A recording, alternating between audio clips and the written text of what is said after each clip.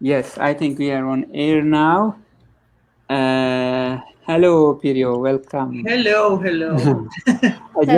Hi, Pirjo. Hello. Hoş geldin, Deniz. I will say a couple of things in Turkish as an introduction and turn into the English, if you don't mind. Merhabalar. Küçük bir gecikme oldu. Hepinizden özür dileriz. Öncelikle Pirjo böyle ücra bir köyde yaşıyor ve internet bağlantısının da çok sağlıklı olmadığı, ama umarım bir sorun olmaz. Bugün testimizi yaptık, gayet iyiydi, fakat gecikme oldu bağlanmasında, ondan geciktik. Pirjo Honkasalo'yu bizim festivalin takipçileri yakından tanıyorlardır. Biz onu 3 sene önce onur konuğumuz olarak davet etmiştik İstanbul'a. Filmlerinden güzel bir seçki yapmıştık. O seçkideki filmlerden bir tanesinde İTO, Bir Şehir Rahibinin Günlüğü adıyla gösterdiğimiz filmi de bu seçkide yeniden gösteriyoruz izlemeyenler için veya yeniden izlemek isteyenler için. Ve kendisi bu söyleşiyi, filmin gösterildiği o 2 gün boyunca, gösterimde kalacağı 2 gün denk gelen bir söyleşiye okey verdi. Kendisine de teşekkür ediyoruz. I just reminded that you were our honorary guest in 2017 in Istanbul, and we presented a couple of films, beautiful selection of films in your... It was wonderful. In the festival. We had a great masterclass with you, and I hope you enjoyed it as well. I did. Yes. And now we are representing one of those films that were in that selection at that time, and we are glad that really you are with us again, even that we are in different spaces, but this online thing brings us together.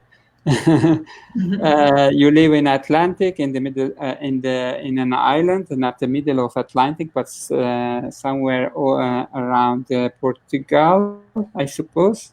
Actually, this is closer to Africa, but it's is it? Okay, down there. The closest place is Casablanca. Okay. And how far is it from the coast of Portugal? 700 kilometers or. Okay, it's not but close. it's a strange island because you cannot get here by boats. Okay. There's no boats coming. Really? I had to fly. You have to fly. So it's an island called Madeira, I suppose. Madeira. Madeira is the right pronunciation. And you are in a village of this island, right, at the moment? I'm in a village. I live part of the year in Finland and part of the year here. I've done my duty to snow and cold. Thank you. so I don't have bad consciousness that I escaped for the worst month. Great. So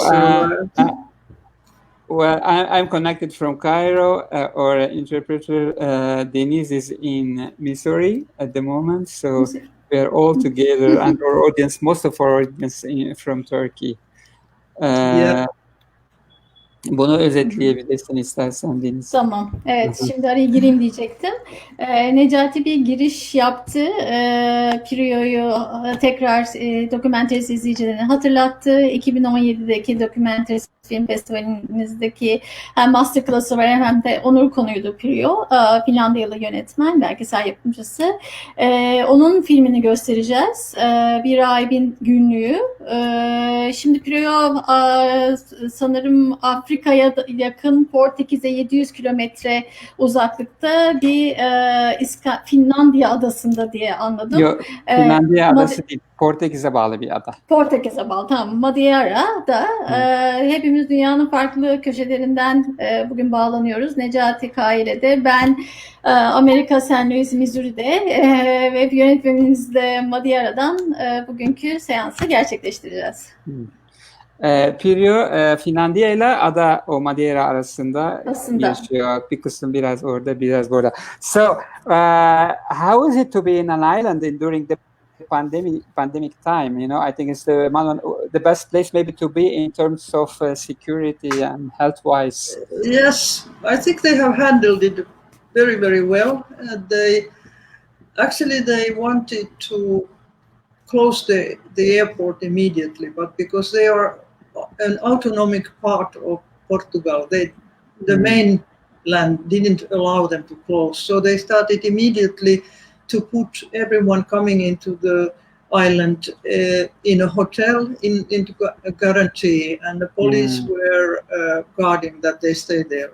And that's for two weeks. And if they had infection, then they had to stay for longer or go to the hospital. So most of the ones who were infected were tourists who came from the airport straight to the hotel. So now it's about a month that Madeira doesn't have had one infection. Not at all. Nothing. No. Wow. So in a way, I don't know when I'm going to return to Finland because the situation is so good here. But of course, the problem is that this island needs the tourists. But now they have the system that when you come to the country, you have to go to a test, which is organized immediately, and then they promise the answer in 72 hours. So that they test everybody coming in, and so they try to stop it really. But now it's pretty normal life, except except the kind of orders which concern the main Portugal concern this island as well. So in the shops you have to wear a mask, and you have to have the security distance and all that. But basically people are not afraid because for over a month there's no infection. Necati, bu pandemide adada yaşamak nasıl bir şey, nasıl gidiyor karantina ve pandemi günleri diye sordu. Adada yaşam şu an için oldukça iyi gidiyor çünkü çok az vaka sayısı var. Vakalar olduğu sürece de genelde bunlar hep turistlerdi ve o turistleri de bir otele yerleştirdiler. Karantinaya aldılar ve şu an vaka sayısı neredeyse yok denecek kadar az Madeira adasında. Benim de ne zaman Finlandiya'ya döneceğim belli değil. Şu günleri olabildiği kadar kendi otellerde, evimizde geçiriyoruz. Adaya gelenler var şu an ama onlara da hemen test yapılıyor. Testin süresi 72 saat sonra belli oluyor. Eğer bir vaka varsa onlar da hemen otele yerleştiriliyor. Şu an için ada güvenli. Well, I need to keep on this track, the subject, with one more question before we go into the film, because somehow your film actually is related to what we are in now. I mean, Ito, Ito, the young priest, is a kind of trying to listen to the life. He just stopped and tried to understand what's going on in a huge jungle called Tokyo. I think what these virus did to us is it forced us to stop, to pause, and think a little bit of what we are doing or what we are going through. What do you think in general about this kind of this transition period, let's say? I hope that it will become a kind of transition to a new normal, what they call. How much it will affect our future? Do you have? I bet you're thinking a lot about this, like many of us. Yes, of course. You cannot say that this virus was healthy, but in a certain way, it was mentally healthy. Maybe it's if we continue living the way we have been living, and maybe then this was a rehearsal, and then comes the real shock. And but if we learn something for this, maybe this rehearsal was it. But it has, of course, raised different values than what we have called normal. That immediately I think that kind of questioning like teenagers do. What is the meaning of life? Why I'm here? Does God exist? All these kind of basic questions, which usually are very deeply concerned, or most of us are at some point of our youth, and then we get used to this. That this is the practical life. We do this. We work, and you don't give so much thoughts to these questions. Most people don't. But now, as they are really, they have stayed at home. Mental activities are the main way to live. That the mental process keeps them fed and then alive. And so maybe they have returned to their youth in a way. In the, for example, questioning yourself that if we knew exactly when that the date when the end of the world is. Of course, there are many groups of religious people who have given many dates, but really a natural catastrophe which would end up, and we would know that it's how would it change our life?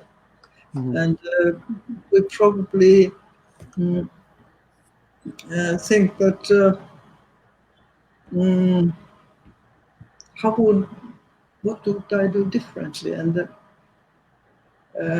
maybe actually we would notice that more than we think about the meaning of life through who lived before us and who are going to live after us. That we actually instinctively sense that we are part of the chain of human beings, that we are one link only, and that we don't think that we think about the future, but instinctively I think we sense that if there's no future, why I do work for this plan which continues after I'm dead? A lot of people are working with projects which actually continue. They know that the result is not during their life, or it's a part of something that continues after their life. That would all lose meaning in a minute.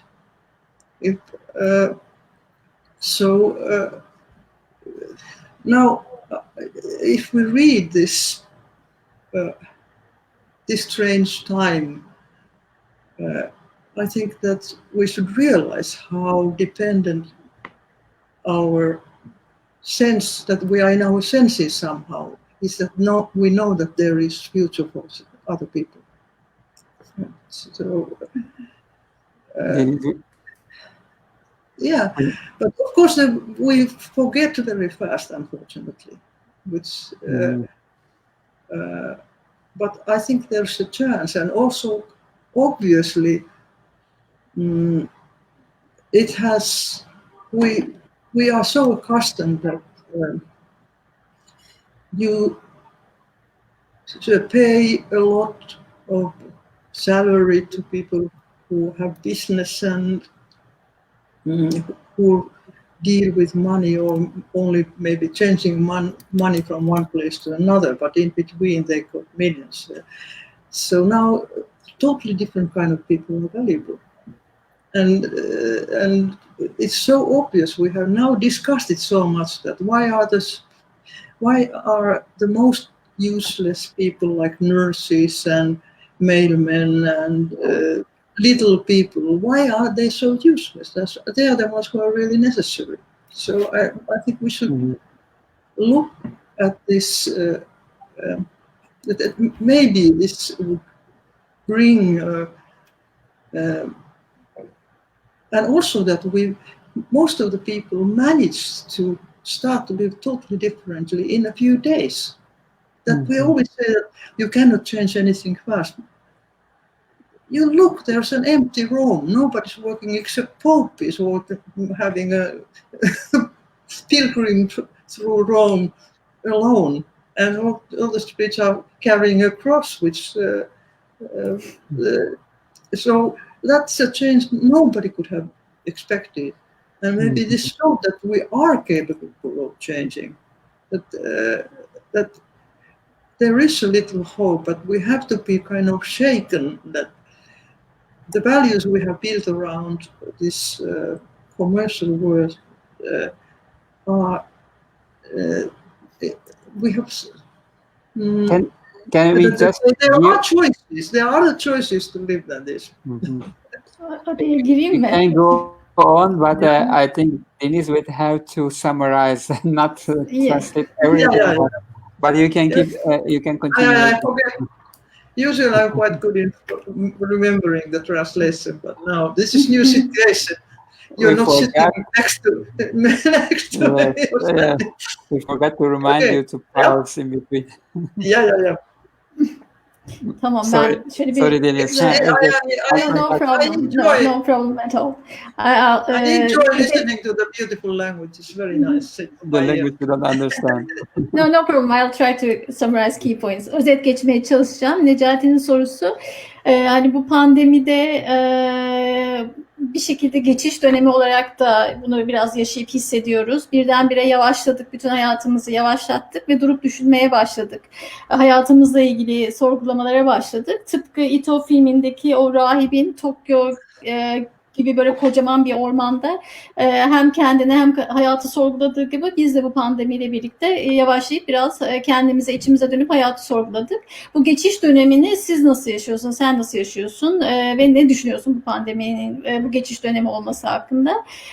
Pirjo da şöyle cevap verdi. Bunun aslında zihinsel olarak sağlıklı bir ruh hali, sağlıklı bir geçiş olduğunu düşünüyorum. Çünkü bir sürü aktivite üretiyoruz. Kendimizi hem entelektüel anlamda hem fiziksel anlamda meşgul etmek için evimizde ya da olduğumuz yerlerde bir sürü aktiviteler üretiyoruz. Ki bu aslında iyi bir şey. Ama bir anlamda da gençler gibi, o hani ergenliğe daha yeni adım atmış gençler gibi de hayatı sorguluyoruz, içimize dönüyoruz. Bu anlamda da değişik bir süreç. Hem besleniyoruz aktivitelerle hem de aynen filmimdeki rahip ya da gençler gibi hayatı sorguluyoruz. Tabii ki kimse bu süreci beklemiyordu. Böyle bir süreç olacağını bilmiyorduk. O yüzden aslında ne kadar hem insanla hem birbirimize bağlı olduğumuzu, bir zincire ne kadar bağımlı olduğumuzu bu süreç tekrar hatırlattı. Tabii hemşirelerden bahsedebiliriz, sağlık çalışanlardan bahsedebiliriz. Her zaman bizim için böyle daha belki geri planda olan insanların aslında ne kadar önemli olduğunu, ne kadar görülmesi gerektiğini de hatırlattı bu pandemi süreci diye toparlayabilirim. If you want to add something, you can now. But of course, it also concerns that we have to revalue our relationship to other animals, and that we have to rethink. I remember I was so taken by an exhibition in Istanbul when I was there about the island of dogs, and the whole story of the island of dogs. You remember we were discussing it, but it also is there. It's you can compare the values of human beings. Yeah, you're talking about the genocide that happened at the early beginning of the century, right? Yes. They killed in Istanbul the Wall Street stray dogs in the island. Yes, there was an exhibition. I remember it now. Yeah. And but what we did with the dogs and how people reacted, and so we are not first time in front of the question what is our relationship to other animals. Yeah. So I think that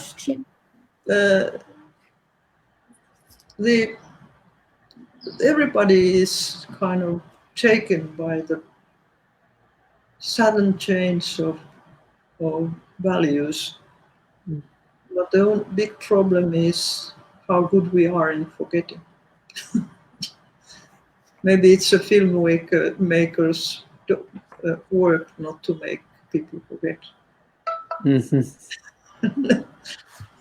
And Yes. because it might be that when and if this virus is over, nobody wants to hear about it anymore. We jump back into the old shit. But how do we keep in mind that? But it's I read a study which was interesting that only 3.7% of population is needed to make a big political change. Really?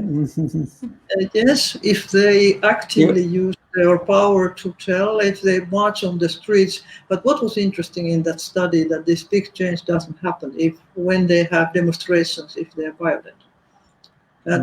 But it's rather, they had studied a lot of big changes like the Berlin Wall and all this kind of big changes in a society. But actually the active part of the people who were needed to make it happen were 3.7%. So it's not hopeless. Maybe we can be one of those in the 3.7. I'm sure we are much more than that. Let's start the 3.7 movement to make a change. Yeah, okay. Şeyden devam etti tekrar bu pandemideki geçiş süreci olmasının ne anlama geldiğinden devam etti. Hayvanlarla, doğayla olan ilişkilerimizi de yeniden düşünebiliriz bu dönemde. Aslında düşünmemiz gerekir. Önemli bir süreç dedi. Ve 2017'de sanırım geldiğinde İstanbul'da bir sergiden bahsetti. Bir sergi gördüğünden bahsetti. Sanırım 1900'lerin başında 1911'de gerçekleşen bu Hayırsızada'daki köpeklerin köpek katliamı aslında köpeklerin terk edilip adada öldürülmesine işaret eden bir şeydi, bir sergiydi. O ondan çok etkilenmiş, ondan bahsetti. Ve tekrar hayvanlarla, işte diğer insan olmayan canlılarla olan ilişkimizi yeniden düşünebiliriz bu süreçte diye. Ve Tokyo'ya da bağladı bu süreci. Mesela çok fazla büyük değişiklikler, çalkantılar yaşıyoruz bugünümüzde. Ve Tokyo'daki özellikle gençlerin, yaşı daha genç olanların 3.7'sinin siyasi harekete katıldığını, işte yürüyüşlere katıldığını, protestora katıldığından bahsetti. Hani bu çok azımsanmayacak bir rakam. Büyük değişikliklere tanıklık ettiğimiz günlerde umutsuz değiliz. Hani belki bu pandemiyi bir süre sonra okyanusun dibine atabiliriz, unutabiliriz, hafızalarımızdan silinebilir. Ama gene de bu büyük değişiklikler karşısında duyarlı olan, bir şeyler yapmaya çalışan, ilişkileri tekrar düşünen, azımsanmayacak kadar bir büyük kitle var. Umutsuz değilim dedi. Belki bu çok uzun oluyor. İstersen arada gerçekten durdurabiliriz. Just about the translation maybe. Bir ekleme yapabilirim. Okuduğu araştırmadan bahsetti. Orada daha önceki devrim niteliğindeki değişikliklerin birçok yaşanmış değişiklik için nüfusun %3.7'sinin aktif olmasının yeterli olduğunu söylüyormuş o araştırma. Genel anlamda sadece Tokyo ile bağlantılı değil. Bunun için yani biz de bu kadar %3.7'yi oluşturmamız yeterli eğer bir şey değiştirmek istiyorsa diye. Just added some important detail about what you said in Turkish. But now maybe we can, that's bring us to your film, where a young guy, one single person, tries somehow to do what he can, not to change maybe, but to get into, to help people, and is not only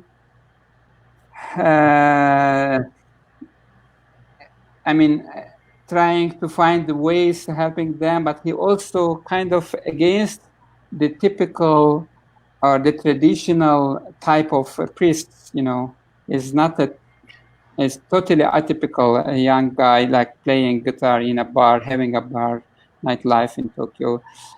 So he's also kind of not representing the church or the system that he's, even though he was part of it. He's also against this establishment. When once you met this character, did you know that this story will lead you to such a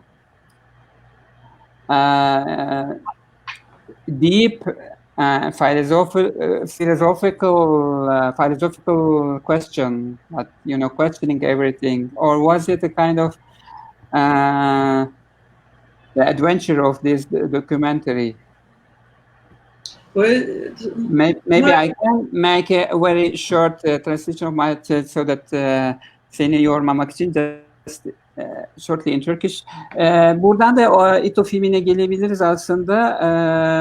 Yani orada da genç bir rahip bir takım insanlara yardımcı olmaya, hayatlarını kolaylaştırmaya çalışıyor. Büyük bir değişiklik değil belki ama elinden geleni yapmaya çalışıyor, ama aynı zamanda kendisi parçası olduğu kilise sisteminin de içinde aykırı bir tip. Yani ona da çok uymayan, işte bar sahibi, barda müzik yapan falan bir insan. Yani o kilise adına da hareket etmiyor ama bir rahip. Ben böyle enteresan bir karakter bulduğunda seni bu böyle bir öyküye ulaştıracağını biliyor muydun? Yani seni nereye götüreceğini baştan biliyor muydun? Yoksa o bir şey miydi, sürpriz mi oldu filmi çekerken? Yes, sorry. Now. Well, this film actually was not supposed to be about the priest only. I was shooting for 1 year in a women's prison outside Tokyo. And in this respect, Japan is very closed society. Nobody had been shooting there, but there was the head of the prison thought that there's time that we open the Japanese prisons a little bit more. It was 800 prisoners, 25% of them elderly people. So because the sentences are so long. So it was an old people's home at the same time. Very strict order, really interesting. But then the head of and this young priest was making visits and talking with the prisoners in the so he was a prison priest. And then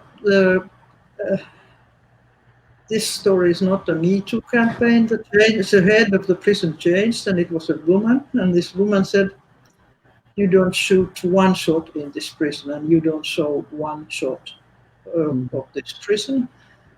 And I said, "I have an agreement." She said, "Yeah, there's a concrete wall. You can shoot that."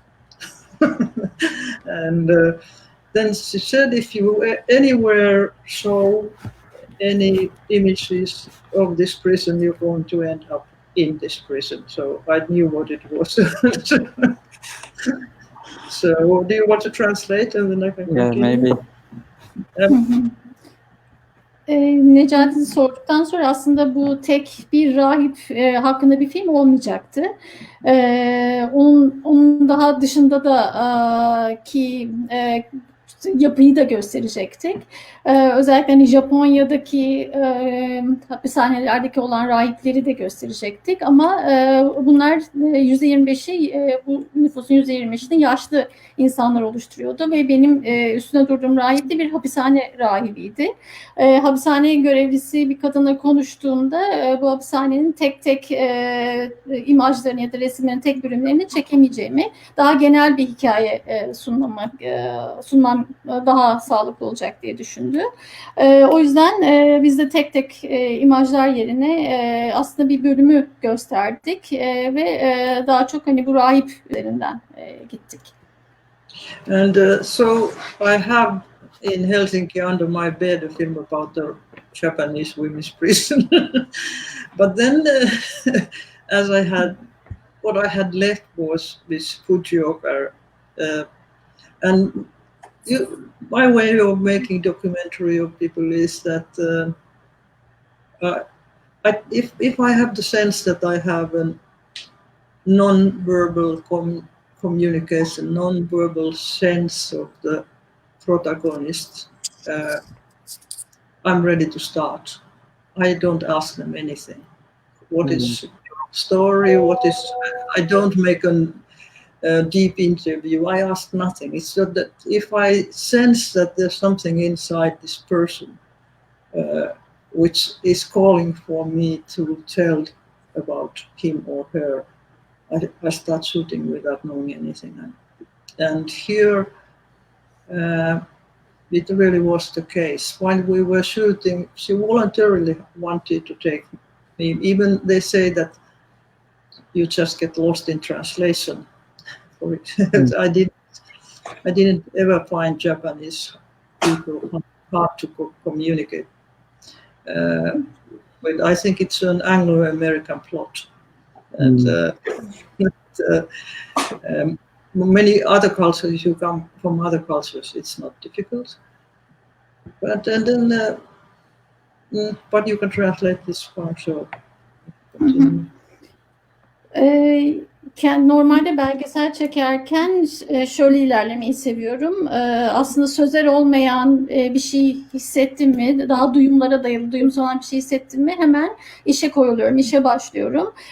Bu filmde de öyle oldu. Bu Rahip'te de beni çeken şey oydu. Ayrıntılı hiçbir söyleşi yapmıyorum. Ve orada daha çok duyulara hitap eden bir şey keşfettiğimde, bir insanın içinde daha çok duyulara hitap eden bir şey keşfettiğimde bunun gerçekten dönüştürücü bir güce sahip olduğunu düşünerek hemen belgesel çekmeye hemen koyuluyorum.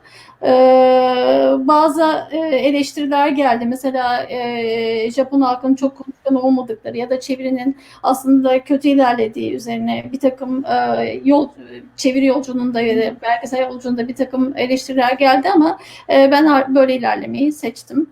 Daha çok sözel değil, duyumsal olanı ortaya çıkartmaya çalıştım.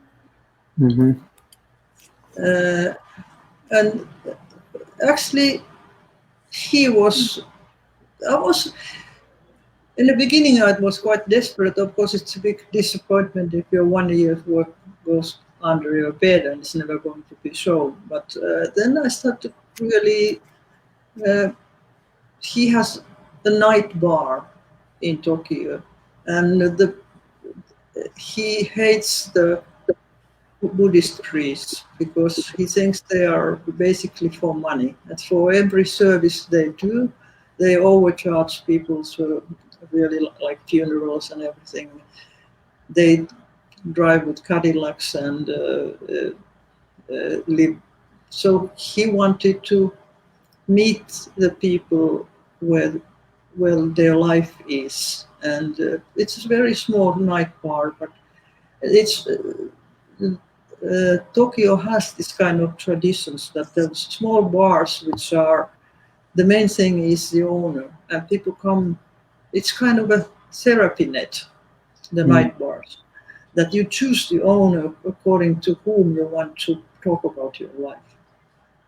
And so he thought this night bar is a particular place where he can help people in their trouble. İlk başta mesela bir rahip vardı. İlk baştaki rahip mesela Budist rahipten hiç hoşlanmadı. Bir takım çelişkiler de vardı filmde. Çünkü o Budist rahip daha çok işte biraz daha paraya düşkün, Cadillac kullanıyor gibi alışkanlıklarla ilerliyordu. Aslında bizim rahip başka türlü insanların başka türlü izini sürmek istedi. Tokyo'da bu tarz gelenekler var. Biraz daha hatta terapi ağı gibi adlandırabileceğim daha sakin, daha farklı seçenekler var. Ve özellikle rahip de spesifik olarak o mekanlarda gezip insanlara o şekilde yardım etmeyi seçti.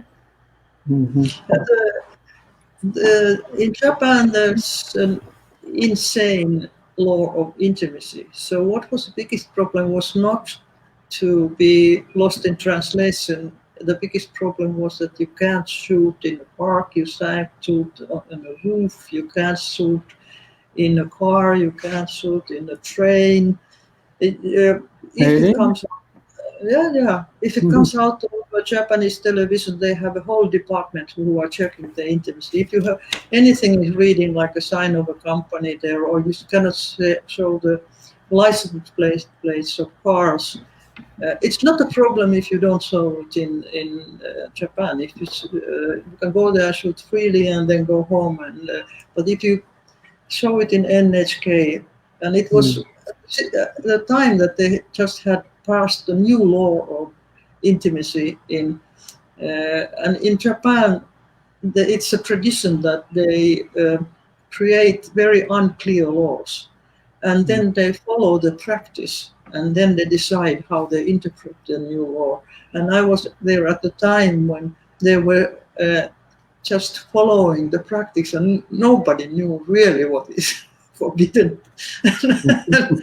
So that made me totally desperate.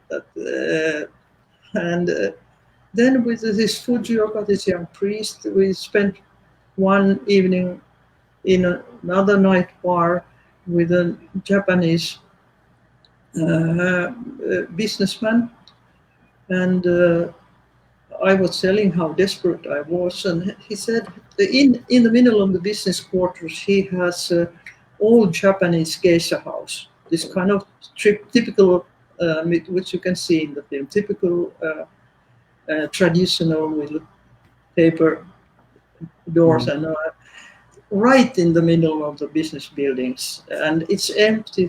Their family has had it as this kind of geisha restaurant, and it's empty, and you can do anything you want there. If you can't shoot anywhere else, you can use my house.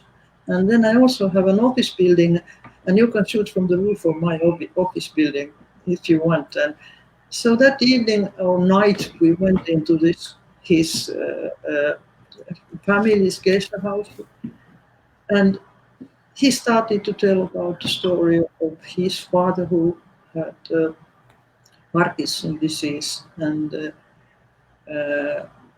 he's suffering because of his father. And I noticed in the house immediately when he started to speak, and it was raining, and the special sound from an old Japanese sound, the rain sounds really wonderful. And I noticed that we all started to be talking very intimately, that the house had such an effect on us that we started to be very intimate.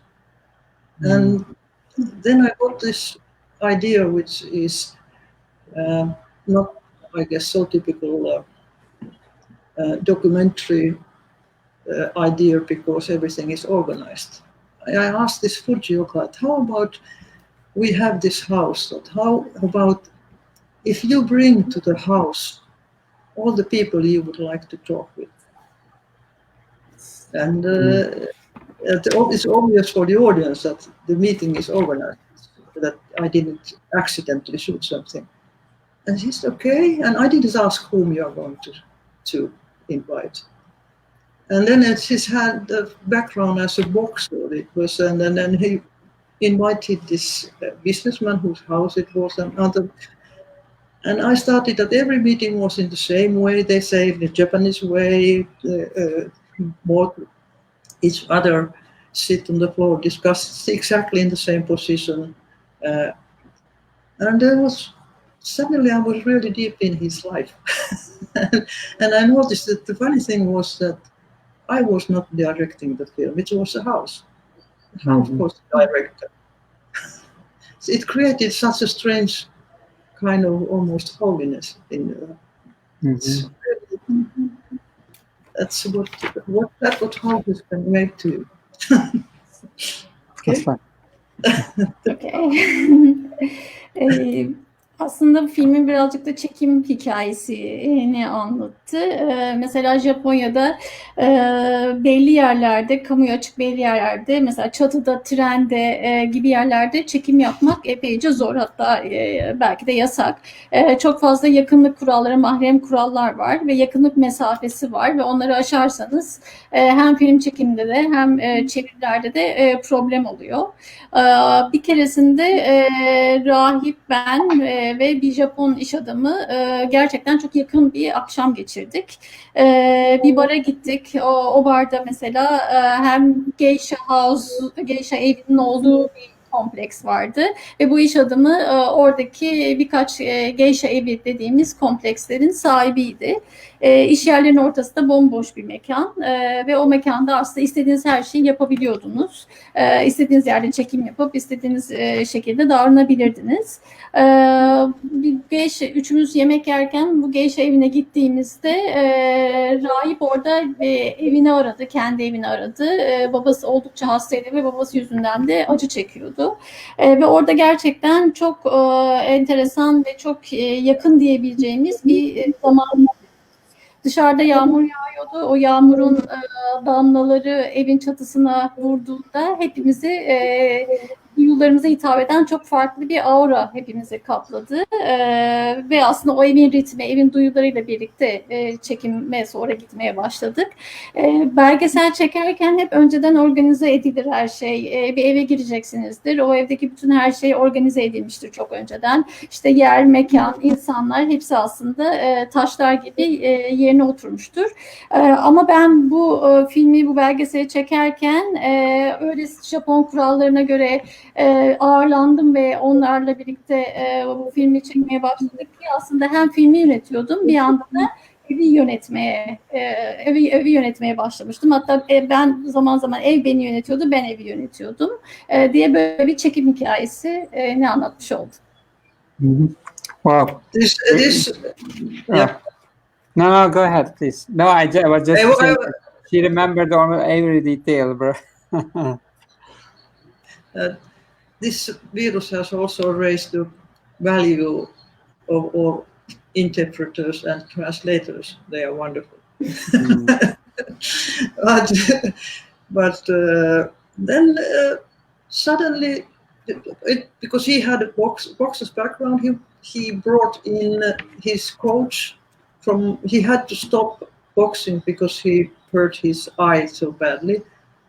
And then this very strange feeling with this coach, and he got totally cracked up and crying, and the coach was saying Fujioka was always number one. He was the best boxer, young boxer in Japan. And then suddenly Fujioka says to me that he wants that we go and meet his mother in another town. And like you think, that's not what you think a Japanese person would do. And it turned out that the mother was a priest, and the mother had left when Fujioka was 2. This mother had left him and left home. And then they discussed this: why did you leave me? That I was brought up by grandmother, and you didn't. When I became a priest, you didn't even pay it's very expensive, the dress of a Japanese priest, that it was grandmother. And so I can't complain that you cannot get close to Japanese people. And then when you had the last shooting day, of course we went to celebrate it into a restaurant, eating good. And then I asked him, Fujioka, why did you trust me?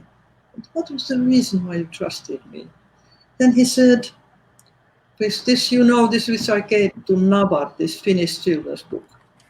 This Finnish children's book, which I sent. Yes. Yes. These characters in this moving book are very popular in Japan. And his answer, they are very popular in Japan.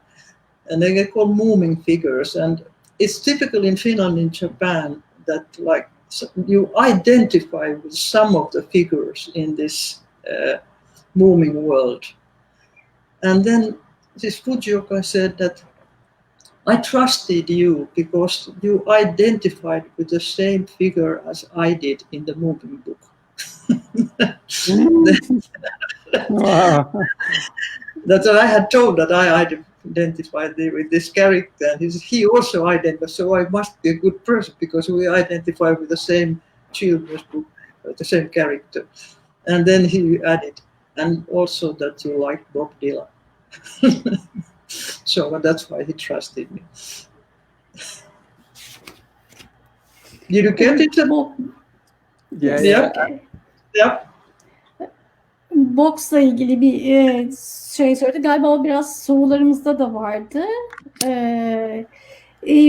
Rahip aslında en iyi, Japonya'nın en iyi boksörlerinden ve gerçekten çok ünlü bir boksördü. Ama zamanında gözüne aldığı bir darbe nedeniyle boksu bırakmak zorunda kaldı. Biz bu dönemde annesine de gittik, annesiyle de gidip tanıştık ve annesi çok küçük yaşlarda aslında rahibi terk etmişti ve rahip hep bununla birlikte yaşamak zorunda kalmıştı. Biz de annesine neden terk ettiğini, yani nasıl bu dönemde nasıl başa çıktığını biraz sorduk ve son 2 çekimde de rahiple birlikte gezinerek biraz daha birbirimizi yakından tanıdık. Rahibe şunu sordu, bu önemliydi. Niçin bana güvendin? Niçin bana güvenip bu kadar çok hani yakınlık kurup ve bu yolculuğu çekmeme izin verdi? Fince'de çok popüler bir kitapta Popüler adlı bir kahraman var ve rahip çocukluğunda kendini onunla çok çok özdeşleştirmiş ve aslında yönetmenimiz Pirjo da o kahramanı çok seviyormuş ve rahip de şu cevabı vermiş: hani ben çocukluğumdaki kahramanla kendimi özdeşleştirdim ve gördüm ki sen de kendini o kahramanla özdeşleştirdiğin için sana gerçekten içimi açıp sana güvendim. Böyle bir cevap verdi. I'm sorry. I wanted to bring the book that you are talking about. Yes. I don't know if this character is in. Can you open the pages? I think it's not this character. It's. I don't know. Yes. Not maybe in this book. Turn the page. No, this is another story. That's a little explanation for who are. But I can. It's a beautiful present from Pirjo to my little son, and he loves it. Every other day he asks me to read it, even though he doesn't understand. But this is unfortunately it's not translated the series of books in Turkish, but no, but in English, of course. But the Japanese are totally crazy about characters. Yeah, and it's a funny children's book because grown-ups love it. So maybe you can read them in English. It has its own philosophy, and I think it's good advertisement for these moving books. That exactly. They made a play in Beijing. The Finnish group of actors made a play in Beijing about these characters, and the state forbade. It was not allowed to show. They didn't, because the state said that the family of these characters are too anarchistic. They don't follow the Chinese values of a family, and they never had a possibility to act it. That shows that it's healthy for children. Understandable. Yeah. Ben çevirebilirim. Necati aslında bahsedilen kitabı getirdi, gösterdi. Çok teşekkürler, ne güzel oldu. Ben de çok merak ettim çünkü. O kitaptan hatta Japonların bu kitap için çıldırdığını ve Japonya'da gerçekten bu kitabın bir olay olduğunu, çok sevildiğini söylüyor. Pekin'de de mesela bu kitap alınmış, oyunlaştırılmış. Ama içindeki işte unsurlardan dolayı hükümete karşı belki de yani çok oradaki aile betimlemesinin çok anarşik bulunmasından dolayı oyun aslında kaldırılmış ve sonrası da yasaklanmış. Türkçe'de çevirisi var mıdır diye bu kitabın konuşuldu. Bildiğimiz kadarıyla yok dedik. Why do you next time you translate, I get a moving thing for you.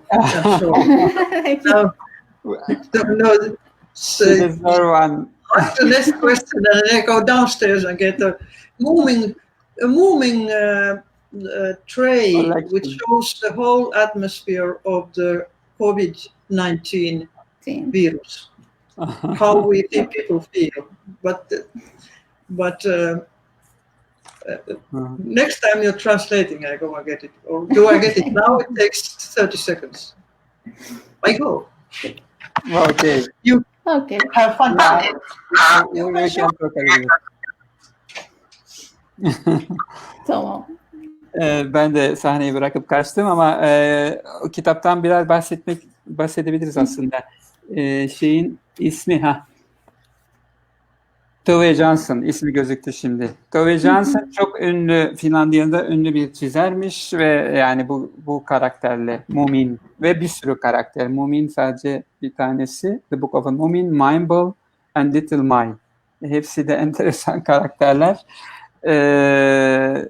Bu karakterle bayağı meşhur olmuş bir çizermiş. Evet. Yes. Show us your... My morning coffee from this is people. Oh, wait a minute. How do I get it in picture? No, we see it. But the other way. This white thing is the Mumin character. Yeah, but it's in the forest. See the fear? When you run through a forest, that's how we are now. During the COVID, we feel that we are in these trees which are hunting us, and we are running, and we are scared. You see? Exactly. Yes. Exactly. Covid günlerindeki ruh halimizi resmeden bir bir küçük köpek ve arkada da ormanlık ağaçlık ve hepimiz oradayız şu an diye bağladık. Köpek de değil, bir yaratık ama ne olduğu belli olmaz. Evet. Bayağı enteresan. Well, I just want to go back to the film. But before that, I want to remind our guests who are watching us, they can easily write down comment. If they have any question, they can write it as a comment. Sorunuz varsa lütfen izlerken, yani izlediğiniz platformda, Facebook'ta yorum olarak yazın. Biz onları görüyoruz ve ben ona ileteceğim. Böyle bir duyuru yapayım arada. I just said the stupid thing earlier. I mentioned about the church, which was totally out of context. There is no church. Of course, we are talking about the Buddhist priest and Buddhist establishment. Dil sürçmesiyle ben kilise falan gibi bir şey geçirdim geçen önceki sorumda. Kiliseden bahsetmiyoruz tabii ki, Budist tapınaklardan, oradaki sistemden, Budizmin kurumsal halinden bahsediyorduk. Düzeltmiş olayım onu da, özür dileyerek. In a way, your film for me is also, it's not only about one young priest looking for the meaning of life in very, basic, simple way to put it, in a simple way. But it's all about mothers. There are very interesting testimonies about mothers. They talk about mothers. At the early of the film, there is one in the prison who killed the husband because she wanted to protect her daughter, and ended up in the prison. And the young guy who talked about the mother who was in the intensive care, in a coma, and once she woke up, the first thing she asked them if they have eaten or not. This kind of interesting mother models, and of course the mother of the main character. Do you think that it's like kind of underneath theme of the film? I don't think I started to make a film about mothers, but the mother characters are there, and or the relation with the mothers, maybe, of the characters, their mothers. Yes, of course, mothers. Everybody has a mother, but like Fujioka's relationship to the mother is very complicated. Yes. But still, he followed her profession and became a priest. Because of his family, Kutjuka's family had a restaurant, I still have, but the mother left, and so the father took care of the restaurant, and she went away for years. But yes, this it's for the film director. It's always so disturbing to try to say what your film is about. Of course. No, it was my comment. Let's not take it as a question. Just a comment while watching it again.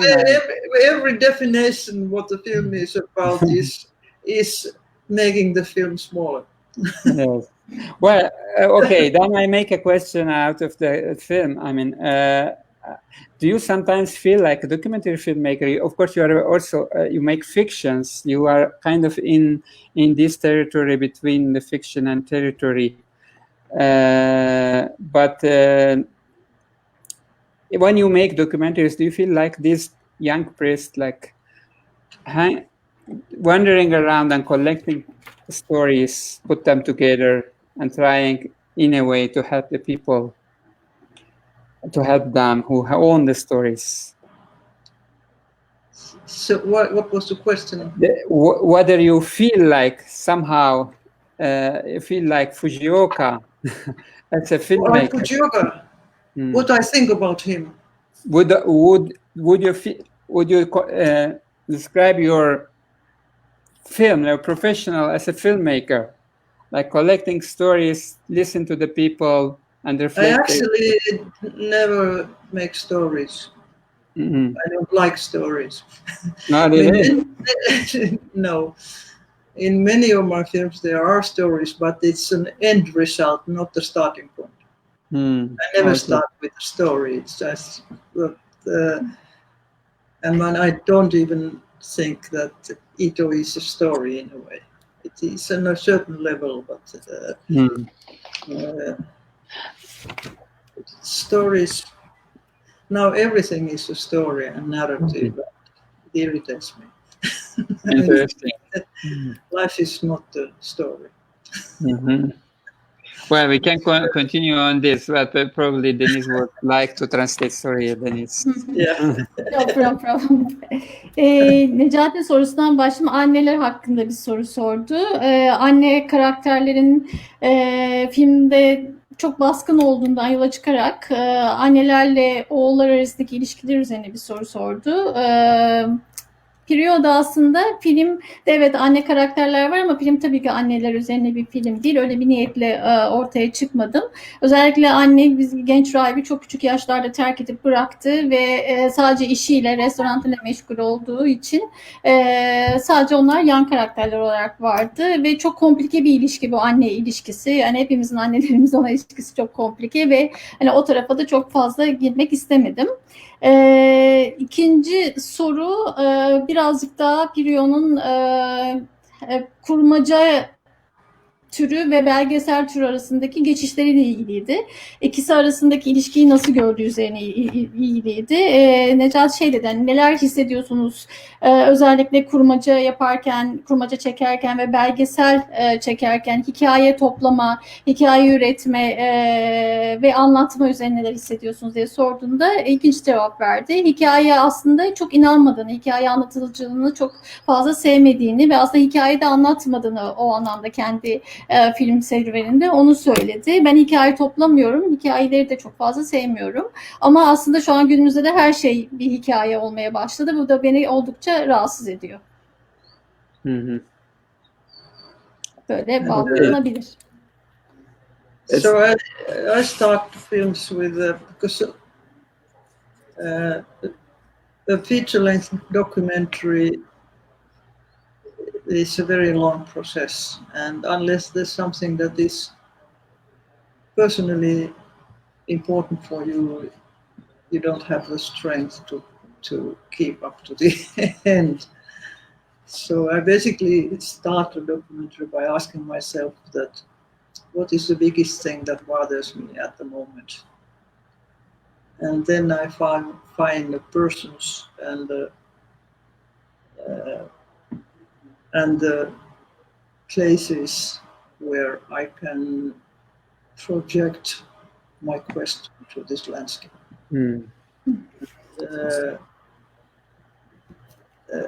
What my original question was to myself, I never tell it to the audience. It's not necessary. Mm-hmm. No. And so that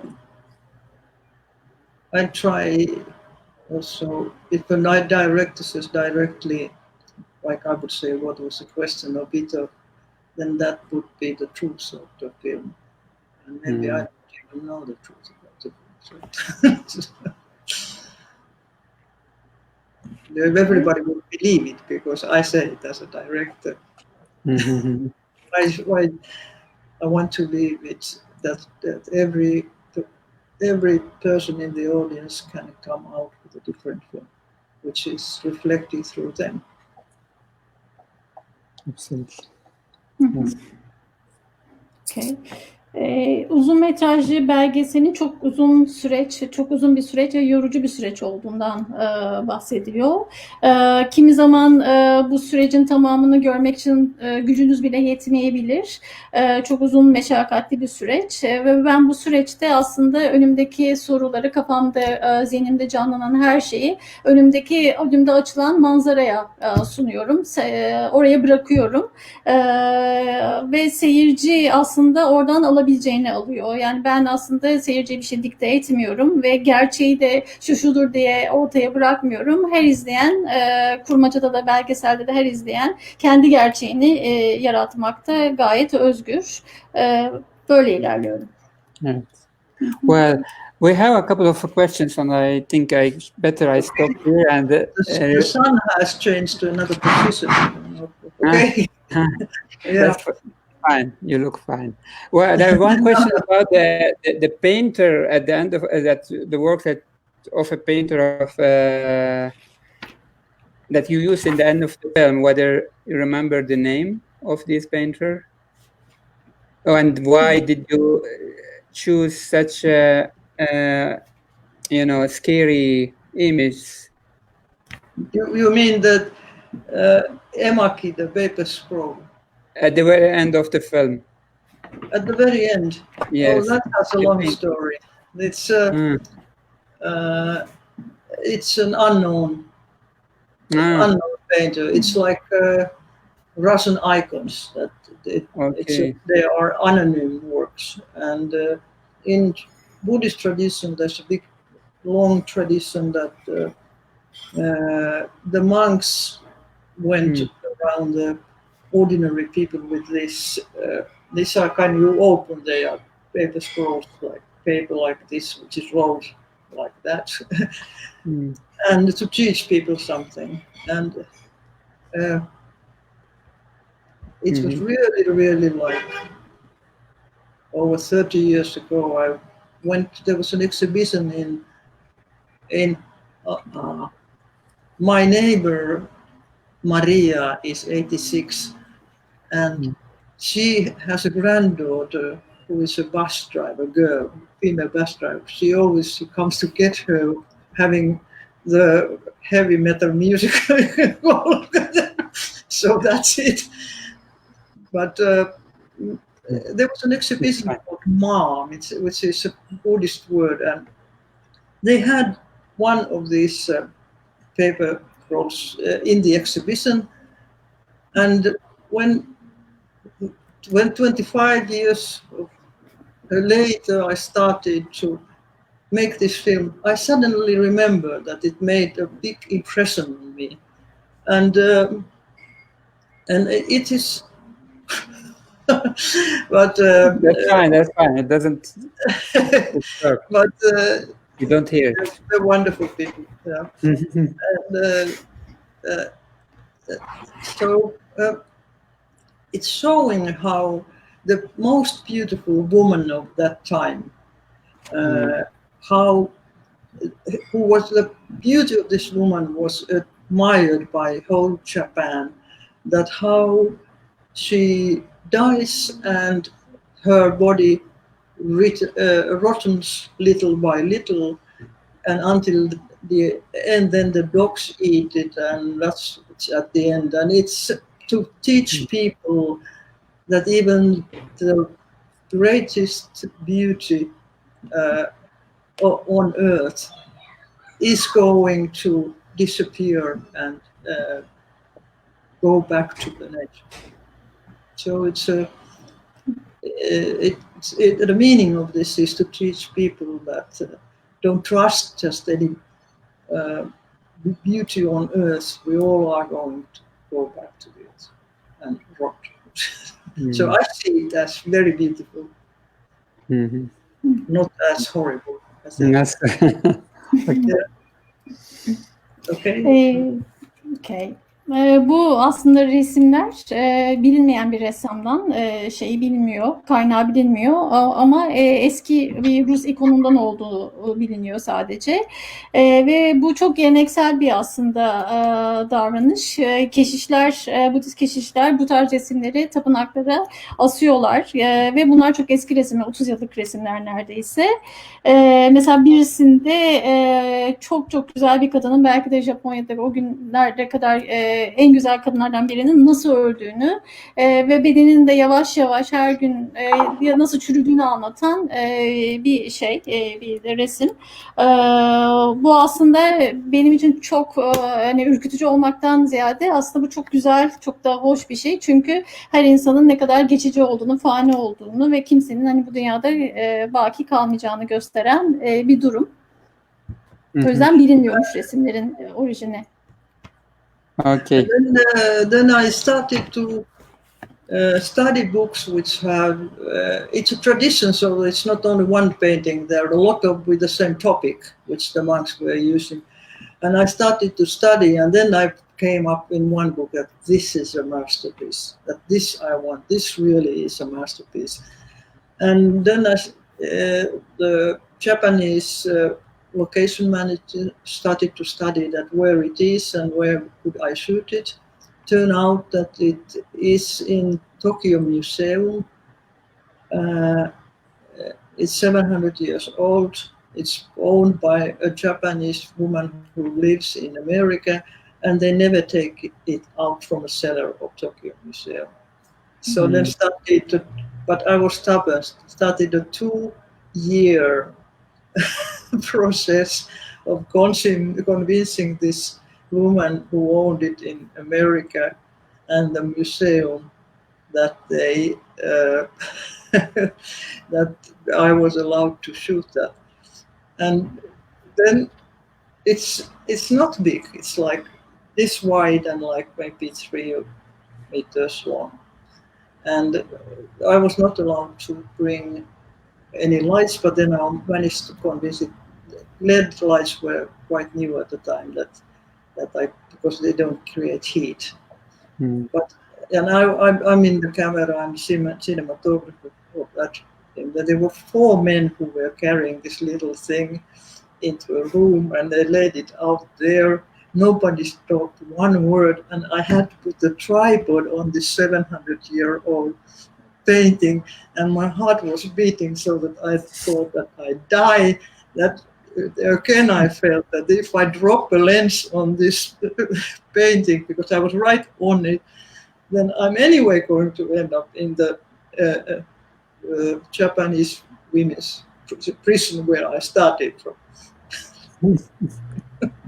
So, but I didn't drop the lens on it. Thanks God. But it was really, I was really scared that I destroy it somehow. Okay, you can translate. Şeyden bahsetti aslında, bu tek soruya tekrar atıfta bulunursak bu tek resim değil aslında. Birçok kitap karıştırdım. Çok çalıştım bu 2 sene boyunca. Tokyo Müzesi'nin mahzeninde aslında orijinalleri de vardı, kopyaları da vardı. Ve Amerika'da yaşayan bir Japon bir sanatçı da olabilir ya da sanatçı olmayabilir, orayı tam yakalayamadım. Bu tabloya sahipmiş ve ben onu ikna edebilmek için tam 2 sene çalıştım ve en sonunda o tabloya kavuştum. Çok da büyük bir tablo değil, yani orta büyüklükte bir tablo. Eve getirirken onu böyle 4 erkek birlikte taşıdı. Ben çok heyecanlandım. Onu salonun ortasına bıraktıklarında kalbim güp güp atıyordu. Kalbim yerinden çıkacaktı. Çok heyecanlandım ve üzerine bir şey gelmesin, bir şey dökmesin diye çok sakındım. Yani neredeyse 2 yılı aldı bu resim üzerinde benim de çalışmam. Okay. Well, one more question. We have been talking over an hour now. Pirjo, we don't want to keep you. It's always nice to talk. Thank you so much. A question about the moment when the mother and son meet. And at the beginning, we see that they are like there is a distance in between, and then they come a little bit closer, and then we only see the face of the mother while we see a little bit of the son. Well, it has been a long time when you filmed this, but the question is whether you staged it, how much you planned this, or whether it happened like this. I think as far as I understand. I had no way to plan it at all. And so it was just what it was. We just went there, and I didn't interview the mother anyhow or ask Fujio what she's going to talk about with the mother. It was just up to them. But I think you can really sense the tension between these two. And at the end, in a way, Fujioka kills the mother, saying that, yeah, anyway, I was educated by grandma. So brought up by my grandmother. So I think it was the first time they ever really discussed. In that sense, I mean, this crucial point of that the mother left him when he was 2. Yes. Okay. Aslında hiç planlamadım. Böyle bir şey hiç yönlendirmedim. Tamamen sahne olduğu gibi gerçekleşti. Ben hiç araya girmedim. Bu sahne genç rahiple annesinin ilk kez bir araya gelip ilişkilerini tartıştığı bir sahneydi. Annenin genç rahibi 2 yaşında terk etmesinden sonra ilk kez bu konuları yüz yüze tartıştıkları bir sahneydi. O yüzden hiç araya girip herhangi bir yönlendirmem olmadı. Well, maybe just very briefly this morning during the test, you mentioned that you're writing a script. Probably now you're preparing a fiction, right? Yes, this time fiction. And actually, while I was shooting it, I sensed that I was already on the borderline of fiction and documentary there. And of course, it doesn't disturb me if I'm on the borderline. But I think the lines between fiction and documentary are artificial anyway.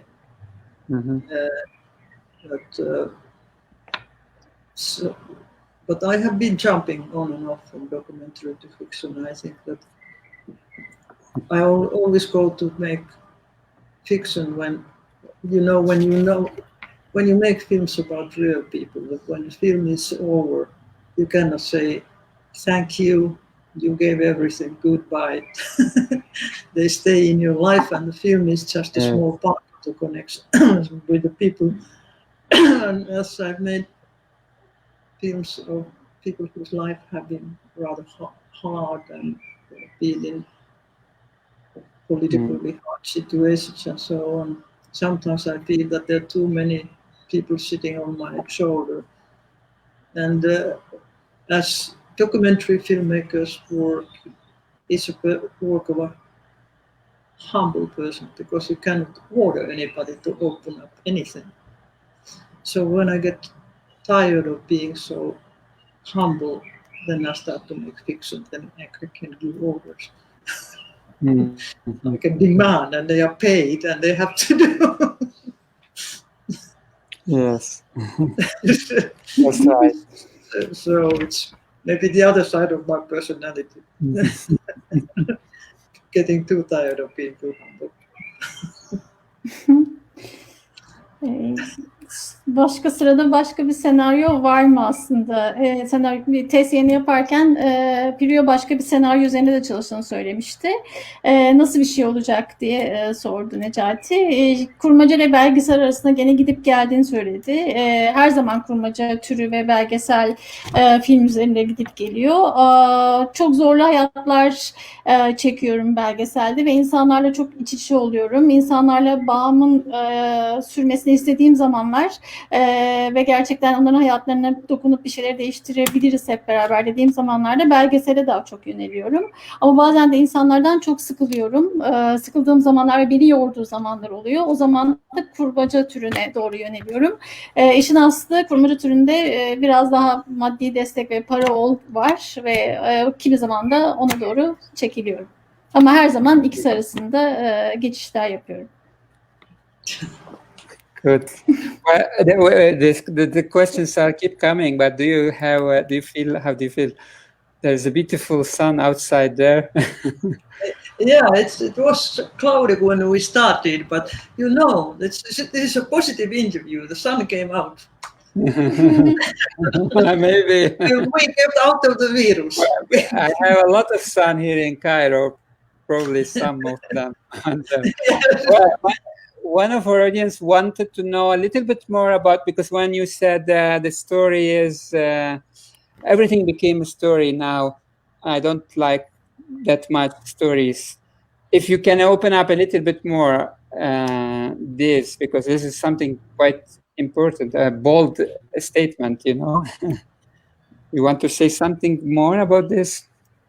I live with an author, and every time we open a television and there's television series, and we've been watching like 5 minutes, she tells me what is going to happen in this film, and as she knows the rules of dramaturgy, she tells, now this is going to fall in love with this one, this is going to kill this one, and this is going to kill this, and then at the end these two people go together, and she's never wrong. So I think it's boring. That's stories have a structure which, if you are clever enough, always I think the most interesting part of stories when they suddenly jump out of the trail, when they accidentally jump out something which was not supposed to happen, and maybe some people say these are just boring parts, but to me they're usually the most interesting parts.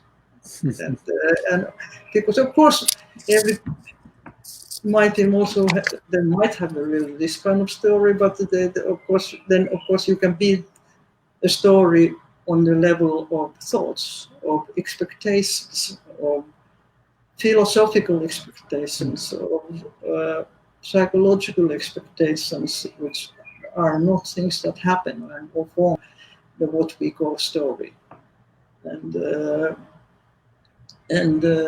so that they build some kind of net. Actually, Ito is Japanese and means a net, and so that you don't always have to build the tension and dramaturgy of a film to what follows next and what is. It can be on a totally different level, which usually is not called story. Yes. Because you start to get excited about some thoughts, and something comes which reflects to your own life, and then you start to build the story with the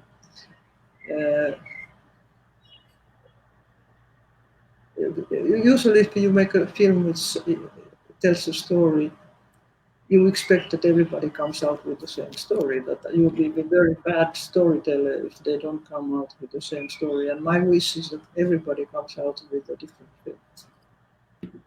I just, what I said earlier, that I paint the landscape, and then there are many ways to walk through the landscape, and each way is right. Thank you. All right. Okay. It's much clear now. Are we done? Yeah, but the translation and yes. Translation. Oslo'da yaşıyorum. Çok televizyon dizisi var. Çok televizyon dizileri izliyoruz ve televizyon dizileri bize aslında 5 dakikada ne olacağını söylüyor. İşte şu adama aşık olacak şu kişi, işte şimdi şunu öldürecek gibi ve aslında bütün senaryo birdenbire önümüze seriliyor ve bu bence oldukça sıkıcı gözüküyor. Ve hikaye aslında bu kadar organize olan bir şey değildir bana göre. Birazcık da tesadüfi ya da kazara başınıza gelen bir şeydir. Yani hikaye tökezlemeniz lazım. Hikaye belki tökezlettiğinizde ortaya çıkan bir şeydir. Ve beklenti, düşünce, felsefi ve psikolojik olarak da bir sürü hikaye tasarıları var aslında. O yüzden gerçekten sadece bu kadar dilin içinde ve organize bir hikayeden çok belki düşüncelerle de hikayeler yaratabiliriz. Ve özellikle her zaman o dramatürün içinde ya da o formülasyon içinde hikaye düşünmeyebiliriz. Ben bunu tercih ediyorum diye bağlayabilirim. Okay. It was a good wrapping up all this. Okay. Thank you so much, Pirjo. Thank you so much, both of you. Thanks so much. It was a pleasure It was having a you. first experience of this kind of. I Thanks a still lot. prefer to sitting with you with a glass of beer. We'll have much more films and we'll have much more festivals to do that, I hope. Okay. And So- good luck with your new script, new project. And I hope Yes. Thank you. Thank you so much. Thank you. Thank you, Deniz, for the translation. You did a great job. Thank you. It's a pleasure always. Okay. Thank you. Thank you. Enjoy the work. You cutting it from there, yeah? Yes. Okay, will do it. Ciao. Okay. Bye-bye. Ciao, ciao. Bye bye.